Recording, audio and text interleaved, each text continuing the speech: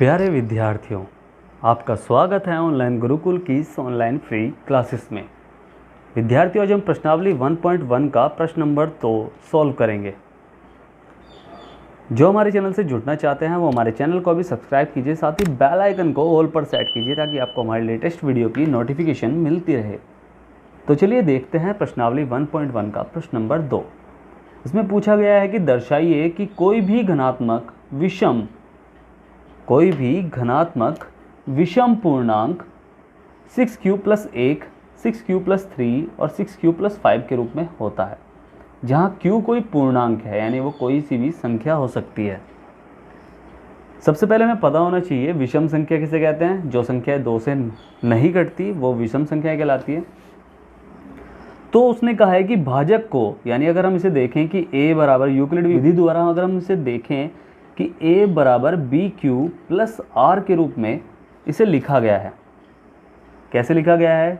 6q + 1, तो इसमें हमें पता है ना भाजक होता है b, तो भाजक जो है यानी इसने दिया है 6, यानी 6 इसने भाजक दिया हुआ है। और हमें पता है कि कोई भी सम संख्या, 6 एक सम संख्या है ना, हमें पता है कि कोई भी सम संख्या कि चाहे वो 6 हो, चाहे 8 हो, चाहे 2 हो, उसे किसी भी संख्या से गुणा करे, चाहे विषम हो या सम हो, किसी भी संख्या से गुणा करे तो उसका मान सम संख्या ही आती है। यानी 3 दूनी 6 या फिर 8 दूनी 8 तिया 24, 8 की 3 में गुणा करेंगे तो 24 आएगा, और 6 की अगर 5 में गुणा करें तो 30 आएगा। तो सारी सम संख्या आती है ना, तो हमें उसने भाजक दिया है 6।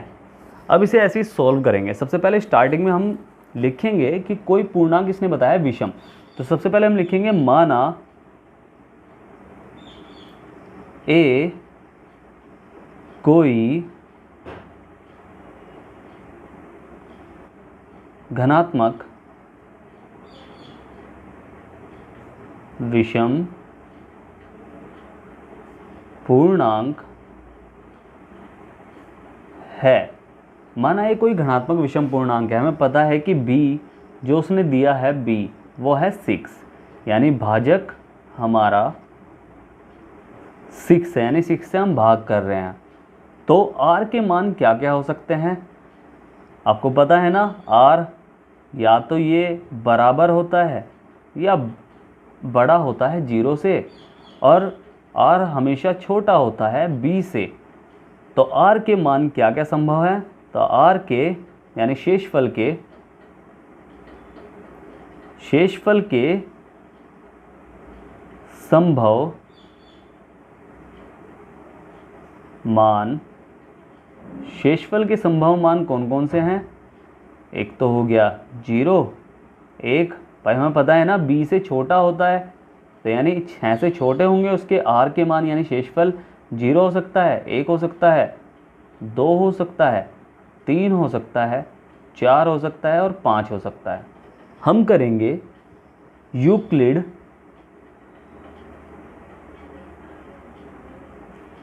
विभाजन प्रमेय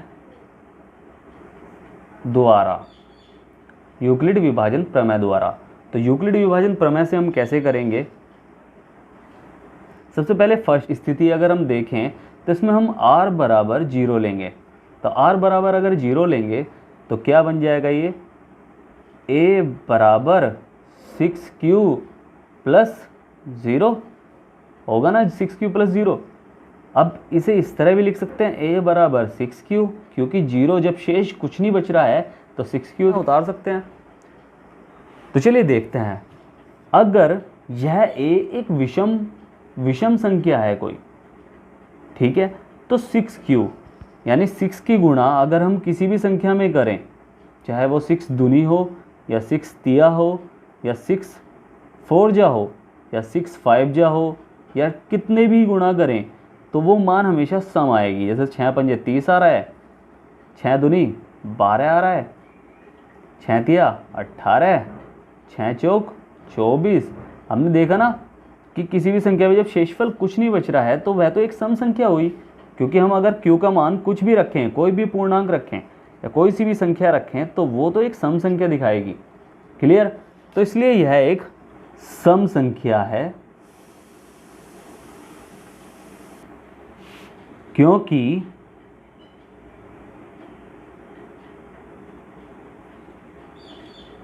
दो से विभाजित है। क्लियर, ऐसा लिख लेंगे। अब सेकंड स्थिति देखते हैं, यानी सेकंड पार्ट। अब सेकंड में इसमें क्या करेंगे, हम r का मान 1 रखेंगे। लिख लो यहाँ, रखने पर ऐसे यहाँ लिख लो, रखने पर तो क्या बन जाएगा, a बराबर 6q प्लस 1, यानी 1 रख लिया हमने। अब की बार शेष 1 बच रहा है। अब हम यही देखते हैं, माना हमने कि ये 6 के साथ q में दूनी है, 6 दूनी 12 और शेष हमारा बच रहा है 1, तो 1 प्लस करेंगे तो क्या बन जाएगा, 13। विषम है या सम है बताओ, तो विषम है ना। तो ऐसे ही 6 पंजे 30, यानी अगर हमने q में 5 रखा, माना हमने ये q 5 है, तो 6 पंजे 30 प्लस 1 तो क्या हो जाएगा, 31 हो जाएगा ना, 31।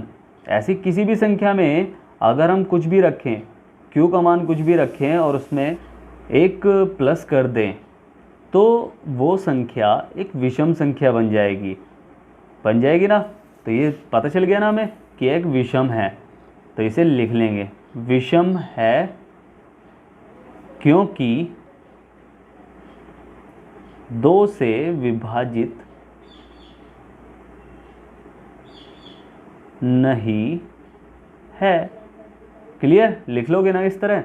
उसके बाद थर्ड वाला, थर्ड में क्या होगा, r का मान हमने रखा 2, तो क्या हो जाएगा, a बराबर 6q प्लस 2।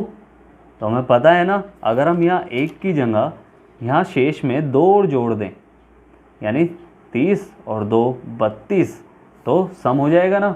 ऐसे सब में अगर यहाँ एक शेष की जगह हमने 2 2 कर दिया, तो 12 और 2 14 सम हो जाएगा, 18 और 2 20 सम हो जाएगा, तो ऐसी 30 और 2 32 सम हो जाएगा। क्लियर, तो यह अगर कोई संख्या बनी तो वह सम होगी। ठीक है, ऐसी थर्ड हो गया। अब फोर्थ देखते हैं।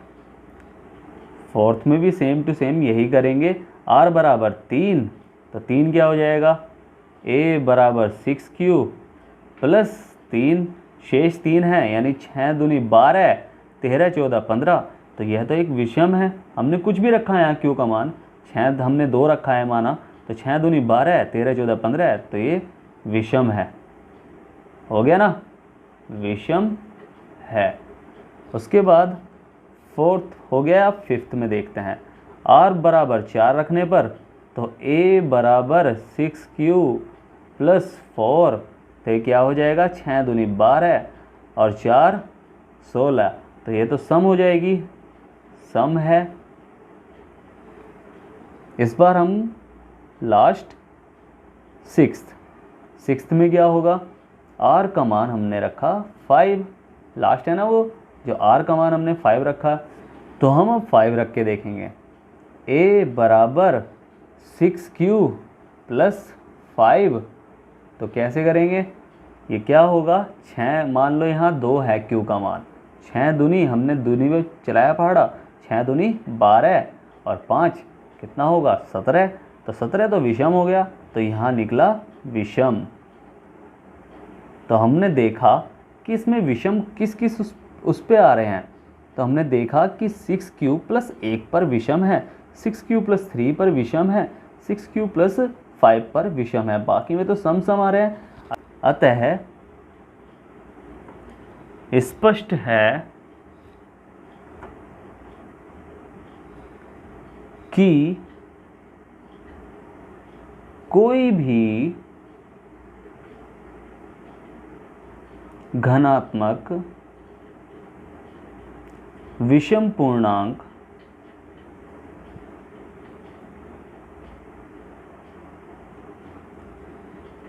Six Q plus 1, 6q plus 3 तथा 6q प्लस 5 के रूप में होता है। क्लियर। अब देखते हैं अगला प्रश्न। प्रश्न नंबर 3, किसी परेड में 616 सदस्यों वाली एक सेना की टुकड़ी को 32 सदस्यों वाली एक बैंड आर्मी के पीछे मार्च करना है। दोनों समूहों को समान स्तंभों में मार्च करना है। उन स्तंभों की अधिकतम संख्या क्या है जिसमें वे मार्च कर सकते हैं? तो वो कहना क्या चाह रहा है? वो कह रहा है कि एक बैंड आर्मी है जो 32 सदस्यों वाली है, इसके पीछे 616 सदस्यों को इस प्रकार बिठाना है, इस प्रकार उन्हें एक लाइन में लाना है कि दोनों समूहों को समान स्तंभों में मार्च कराना है। यानी दोनों समूह जितने भी होंगे, इधर से भी उन्हें समान स्तंभों में मार्च कराना है। तो इनमें वे अधिकतम संख्या क्या हो सकती है? सबसे पहला पॉइंट अधिकतम यानी मैक्सिमम यानी हाईएस्ट की जब बात होती है, जैसे अधिकतम पूछ लिया, अधिक से अधिक संख्या पूछ लिया, तो वहाँ हम निकालते हैं HCF। क्लियर? क्या निकालेंगे? HCF। अगर कम से कम पूछा होता तो हम निकालते LCM। क्लियर? एक हिंट यहाँ से मिल जाता है कि अधिकतम संख्या क्या है, तो HCF निकालना है, यानी हाईएस्ट संख्या कितनी है, तो हाईएस्ट कॉमन फैक्टर से निकलेगा। क्लियर? तो ऐसे ही हम इस क्वेश्चन को सॉल्व करेंगे। और 10th क्लास में हो तो हमें HCF निकालना है यूक्लिड विधि से ही, शॉर्ट विधि से नहीं निकालना है। ठीक है, चलो करते हैं। सबसे पहले क्वेश्चन में से थोड़ी सी डिटेल उतार लेते हैं। टुकड़ी में जवानों की संख्या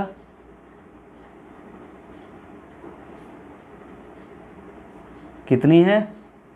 616। और आर्मी बैंड में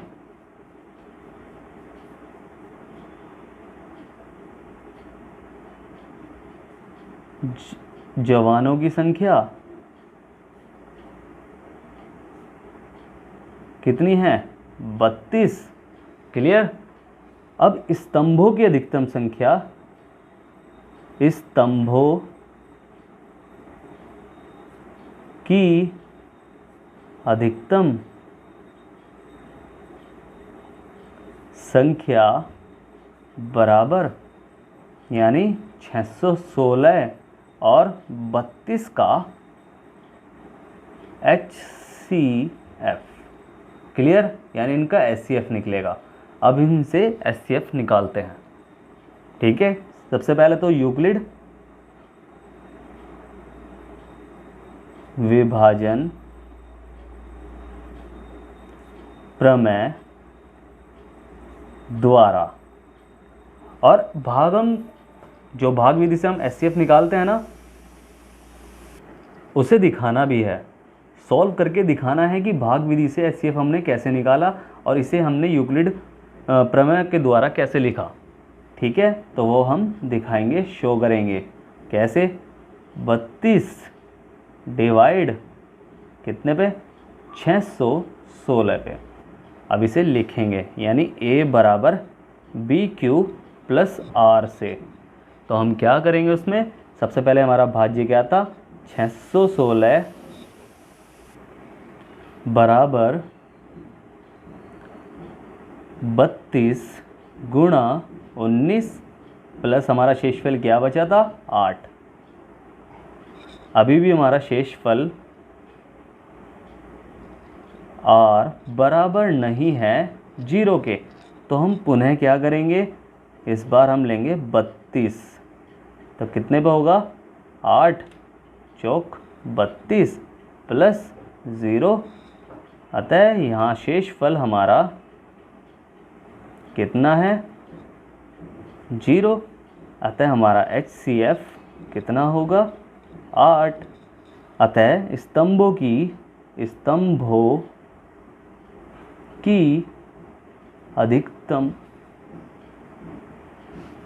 अधिकतम संख्या कितनी होगी? 8 होगी। समझ में आया ना? तो चलिए, जो हमारे चैनल से जुड़ना चाहते हैं वो हमारे चैनल को सब्सक्राइब कीजिए, साथ ही बेल आइकन को ऑल पर सेट कीजिए ताकि आपको हमारे लेटेस्ट वीडियो की नोटिफिकेशन मिलती रहे। अगर वीडियो अच्छी लगी है तो उसे लाइक कीजिए और अपने दोस्तों तक शेयर कीजिए और फैमिली वालों तक भी, ताकि उन्हें घर बैठे अच्छी कोचिंग का फ़ायदा मिल सके। मिलते हैं अगली वीडियो में, तब तक के लिए bye bye, ta-ta, see you.